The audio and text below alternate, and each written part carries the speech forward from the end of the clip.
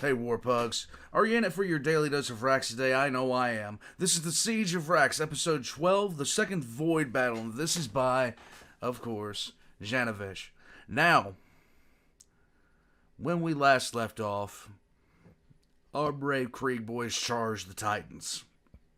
But now, there's some help coming in. From the outside of the system at the Mandevilian points, the Imperium is coming. But, yeah. Wow. This entire story of this war on Vraks is one of the best ones that I've ever run across. And the way he's presenting this is absolutely amazing. Let's get into this. It's time for the second Void Battle, when the Imperium comes to relieve the Death Corps of Krieg's 88th Siege Army. Look to my coming on the dawn of the third day.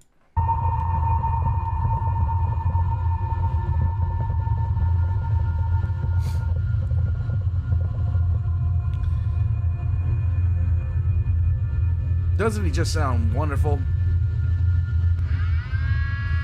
It has been a full year since the landing of Chaos reinforcements on Vraks.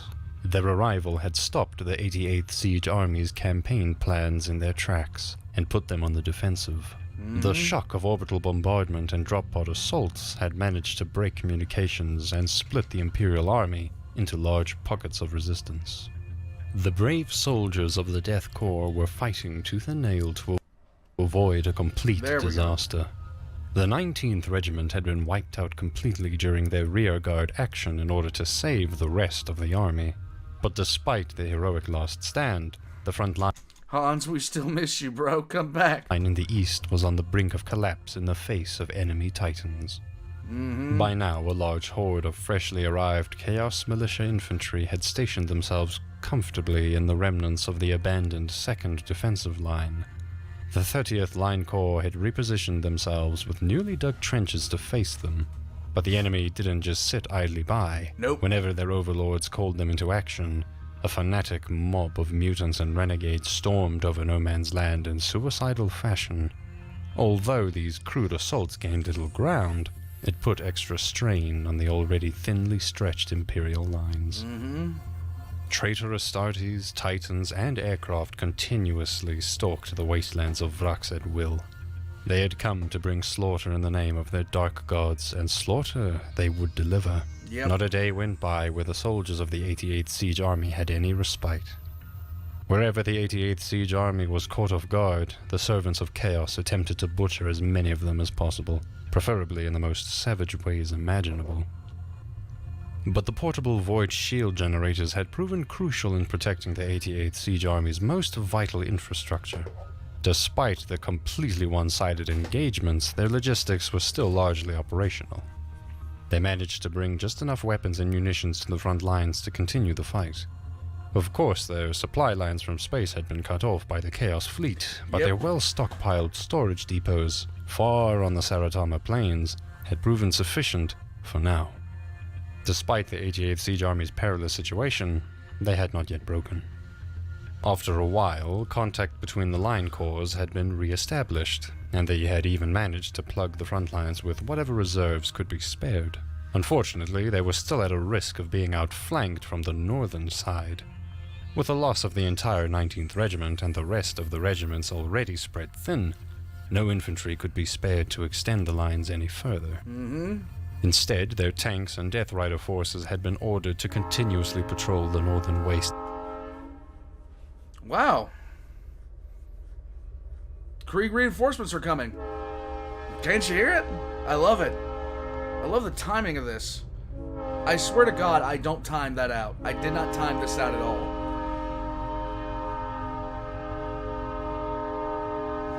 Krieg reinforcements are coming. Let's go. And prevent the encirclement of the 88th Siege Army. With literally all troops preoccupied with defense, there was simply no way to launch any counteroffensives. Considering the current balance of power on Vraks, the traitors' combined forces could have wiped out the Death Corps within months. True. But the Chaos reinforcements had come to Vraks with their own agenda.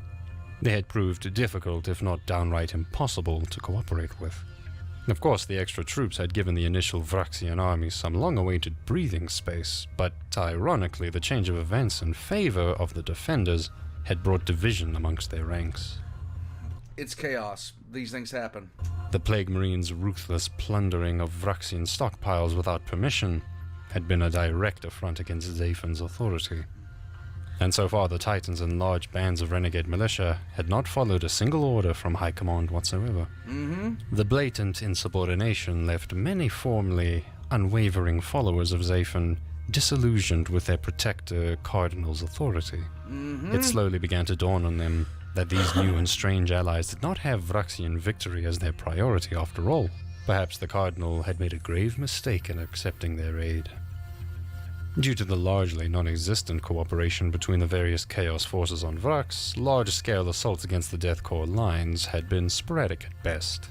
Only the truly zealous followers of Zaphen made serious attempts at breaking the Imperial lines. They successfully pushed the 88th Siege Army back here and there, but they could not win this war. But for all his lucky break was worth to them, the soldiers of Krieg were still stuck on Vraks, fighting a hellish war they couldn't possibly hope to win. They had become playthings of marauding Chaos warbands, doomed to be destroyed in an unholy ritual of slaughter. Without reinforcements, sooner or later they would perish. Fortunately for them, such reinforcements were on the way. Yay! As far as the Imperium was aware, the void around Vraks was still under traitor control. After the few surviving Imperial ships abandoned the system, they had not been able to gather any new intel on the situation. For all they knew, the entire Chaos Armada could still be stationed around Vraks. Kagori's reinforcement fleet had been making haste.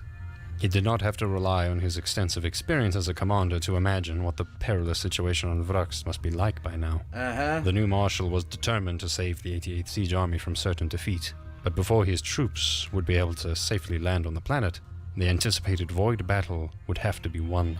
In the aftermath of the previous battle, Admiral Raziak's small fleet had been routed from the system by And it's not much of a stretch to see why that happened. If you haven't seen that, go back and watch. You'll understand why very, very quickly. There was no way they could have held that system. a miracle. Several ships had managed to survive the onslaught, and their crews would live to fight another day. But after the immense damage they had suffered at the hands of the Anarchy's Heart's overwhelming firepower, they were in dire need of repair and would not be able to assist in the coming naval engagement. Instead, the twin Lunar-class cruisers Duke de Wall and General Dahane were to be the leading ships of the new reinforcement convoy. Along with them came a full-strength escort squadron of 8 Sword-class frigates. That's nice. This was already more than twice the amount of dedicated Navy ships Admiral Raziak had available during the first Void Battle of Vraks. But if it would be enough to break the Chaos Armada would remain to be seen. Legio Astorum Mechanicus transport ships carried as many as 22 Titans toward Vraks. Considering this invaluable cargo under their protection, the escort fleet had not been assigned nearly as much firepower as the anxious Marshal Kagori had hoped for. You're right. Perhaps some high-ranking figure within Immunis Storum had been spiteful about Kagori's assignment as commander by the Lord Commander Militant. After all, the Holy Basilica of St. Leonis the Blind was still in traitorous hands, something the Immunis Storum was all too fond of reminding them of. True. It wouldn't be the first time the Imperial bureaucracy had been sabotaged from within over some political misgivings. Legio Astorum, also known as the Warp Runners, are an astonishingly brazen Titan Legion, willing to take on large risks, but even they would not appreciate having their transports filled to the brim with irreplaceable god machines simply blown up in the void over some petty bureaucratic squabbling. He's really not wrong in that. The amount of times that Imperial armies will be sent out, staffed or understaffed, is going to depend on how pissed off one noble family is at another. If they would have any hope of turning the disastrous siege around, and potentially even deliver an Imperial victory in good time, these transports would have to be protected at all costs. Although the Krieg Engineer regiments were naturally of a more replaceable nature than the Titans, the new commander's new campaign plans relied heavily on their specialized equipment.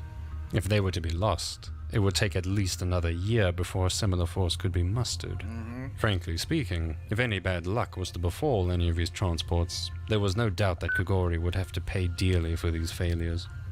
In preparation for their arrival, Battlefleet Scarus had sent a scouting force towards Vraks. 3 fast Cobra-class destroyers of Ithaca Squadron sailed ahead of the convoy and entered the system, in order to report on the enemy's naval strength. Once they passed the asteroid belt, they activated their powerful auger arrays and started scanning for activity. To their surprise, it appeared that the entire Chaos Armada had left the system, and the only thing that seemed to remain was the wreckage of the previous battle, a graveyard of empty husks, broken ships, and their corresponding debris drifted around. Of course, enemy ships could be hiding within the asteroid belt, ready to spring a trap, but it was doubtful that a significantly large force could remain undetected in such a manner for long. And even if that was the case, the asteroid belt's distance towards Vraks Prime might give Kogori's fleet enough time to adequately respond to a potential ambush. The escort ships could organize a defensive ring and allow the transport ships to successfully finish disembarking their reinforcements on the surface. Safely delivering the troops and material on Vraks was the only thing that mattered. True. Whatever would be the fate of the fleet after disembarking was frankly of a secondary concern. So while the Cobra-class destroyers kept their vigilance, they gave the rest of the fleet the go-ahead to start entering the system as well. Flagship Duke de Wall led the way, with her sister vessel the General Dihane holding the rearguard of the convoy. As they left the safety of the asteroid field behind, they Now, here's the fun part about lunar-class destroyers, lunar-class cruisers, and I'm hoping it gets brought up in here. They're the ones that have the Nova cannons. It's a lovely piece of kit. there was still no sign of enemy contact. When they safely passed Vraks Tertius, they optimistically began hoping that the enemy fleet had indeed departed the system for good. It wouldn't be the first time that a Chaos raiding fleet had dispersed and moved on in search of new targets. Their suspicions were correct. After the first void battle of Vraks, the Chaos fleet had indeed broken up. There were many amongst the traitorous fleet who had simply used the large armada as a relatively safe way to depart the Eye of Terror. With the void battle won and their allies successfully disembarked upon the planet, 1 second, I'm being summoned. Back to it. they saw no reason to stay around Vraks, and so moved on towards their own personal objectives. The ships belonging to the Chaos Space Marines had no haste to depart from Vraks. Their warriors were successfully wreaking havoc on the surface below, reveling in the promised slaughter. But with the initially large fleet steadily fragmenting around them, it would be unwise for their valuable ships to wait around and draw the retribution of Battlefleet Scarus upon themselves. Although Vraks was a secluded sector, eventually the Imperial Navy reinforcements would arrive in force. Oh yeah. Perhaps they could have stuck around a bit longer to perform a few extra strategic orbital bombardments here and there. But after all, they had not come to Vraks to bring the Cardinal victory. They had merely come to bring slaughter, and as far as they were concerned, this plan was already well underway. This is what happens when you worship chaos too much. You lose sight of the objective picture. If their carnage on Vraks was sufficient enough to please their dark gods, surely they would be granted the opportunity to eventually return and pick up their war bands. But for now, their ships left the Vraks sector behind and hurried back towards the safety of the Eye of Terror. But what the Imperial Navy did not realize was that a single Chaos vessel had remained behind. Hidden amongst the wreckage, the Anarchy's heart was patiently lurking for a chance to strike. All of her systems had been powered down to hide its signal. Even if anyone had paid any specific attention to it, on the auger arrays the ship appeared just like any of the many other unidentifiable dead husks among the wreckage.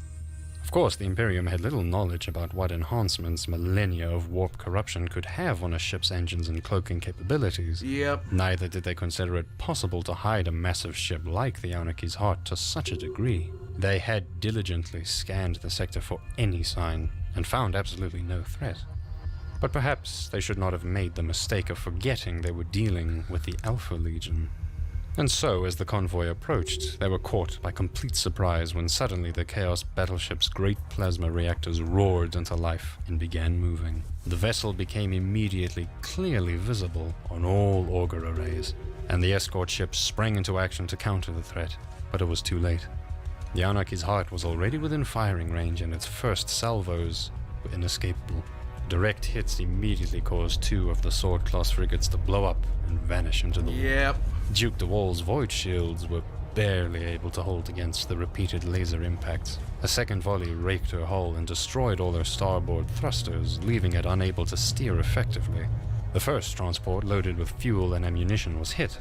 It miraculously survived the blow, but was now left drifting helplessly into the void, forcing the rest of the convoy to make evasive maneuvers. The Duke de Wall returned fire from its broadside cannons. The convoy was ordered to make full speed toward Vraks, while the Luna-class destroyers would attempt to keep the enemy busy. But the Anarchy's heart now had its eyes on the prize. Yeah, the concept of keeping a battleship busy, 2 cruisers are going to have trouble with that in most cases. The easily identifiable Mechanicus transport was by far the most valuable target. If it was up to the Alpha Legion, these Titans would never arrive on the planet, and so the Chaos ship moved in for the kill. But the General Daihane speedily arrived from the rearguard and fired a flurry of torpedoes to block the enemy's approach. The Anarchy's heart was extremely sturdy, but sailing straight through a full salvo of torpedoes would likely prove too much for even the Ancient to spoil a battleship, forcing it to alter its course. This allowed time for the escort ships to interpose themselves in front of the valuable cargo. The courageous action cost them heavy losses as the Anarchy's heart lashed out with all its weapons at anything within range. Yep. 2 more sword-class frigates were disabled, but the convoy was steadily getting out of harm's way. Before the Anarchy's heart could move in pursuit of the transports, it would first have to deal with the 2 Luna-class destroyers. But having relied so much on the element of surprise and the opening salvos, it turned out that the traitors had bitten off more than they could chew. With the Imperial ships on both sides, the Chaos ship was taking quite a beating. All ships involved in the battle were providing as much firepower as their crews could possibly deliver, and something would have to break. Duke de Wall's void shields were now completely failing, and the damage it was taking could not be sustained much longer. Soon, the ship would risk being lost to the void. But her captain refused to retreat, instead continuing to pour fire into its enemy. Yes. In the end, it was the Anarchy's heart who chose to disengage. It was badly damaged and realized the opportunity to catch her prey was lost. Rather than risk destruction, it chose to flee the system. Her engines roared as it transferred all power to its thrusters in order to escape. General Daihane now had to choose between chasing down the enemy and having a chance to potentially destroy the ancient Chaos ship, or save the remaining crew of the Duke de Wall and the other crippled ships. Hundreds of them already lay dead at their guns, or had been thrown out into the void by explosions. Crippled beyond hope of repair, the ships were falling apart. If no help was offered, all of them would surely perish. Despite the unfathomable price of destroying the notorious Anarchy's heart, the captain of the General Daihane could not stomach leaving the rest of his fleet to their fate. And that is generally what you would want a good admiral to do. A good captain. A good leader. Consider your people first. And so gave the order to stop the chase and start a rescue operation. While the surviving crew of the destroyed Imperial ships were being ferried to safety, the Anarchy's heart sailed into the asteroid's field and escaped. The ambush had caused a considerable toll on the fleet. Despite the setback, most of the supplies and all of the Titans had safely reached Vraks. Hooray! Could now join the war. Soon, many thousands of men and tanks by the hundreds disembarked on the Saratama plains. Weapons, munitions, vehicles, fuel, rations, and all other manner of equipment was being brought down to the surface and immediately sent to the front lines. Yes! The new arrivals wasted no time but marched directly into the relentless meat grinder of Vraks in an attempt to turn the siege around. But most importantly, the huge landers of the Mechanicus had made planetfall. Down their huge ramps marched the Titans of Legio Astorum's battle group. 22 Titans in total. Their high princeps, Rant Droka, was ready to lead them into war. Warhound and Reaver Titans blared their engines for the upcoming triumph as they began their long march over the Saratama plains towards the front lines. The machine spirits were eager to deliver battle to the outnumbered Titans of Legio Volcanum. Once those foul traitors were dealt with, the God Machine's incredible firepower would inevitably break the Vraxians' will to resist. With the assistance of loyalist Titans on Vraks, the 88th Siege Army would be given another opportunity to achieve victory in the name of the Emperor. With the new influx of men and material, the Death Corps would no longer be on the defensive. With supplies and morale restored, the soldiers of Krieg were once again eager to charge over no man's land and deliver cold steel to their enemies. Revenge for Hans! But despite these hopeful events, Marshal Kogori's new campaign plan would still have to prove itself. Yes. With the reinforcements' successful arrival, the 88th Siege Army's imminent defeat was staved off, but they would still be a long way ahead of them before they could capture the citadel and bring the renegade Cardinal Zaphon to justice. Bring him down. The Kogori offensive was about to begin.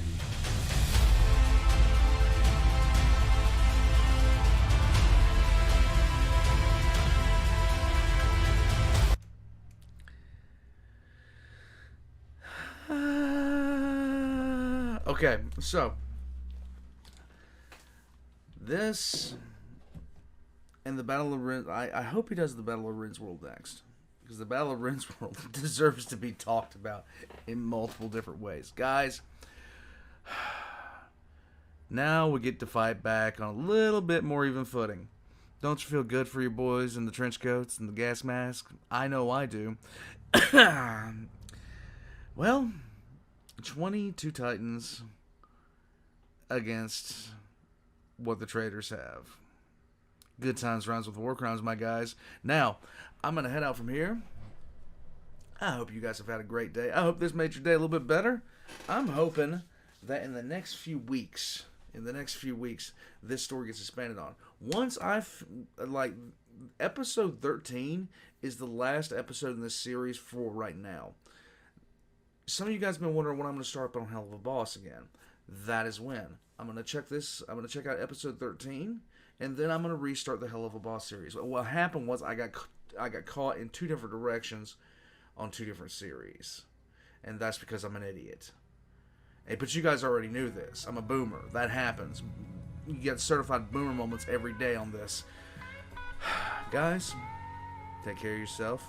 War Pugs. I will see you next time. I'm an idiot.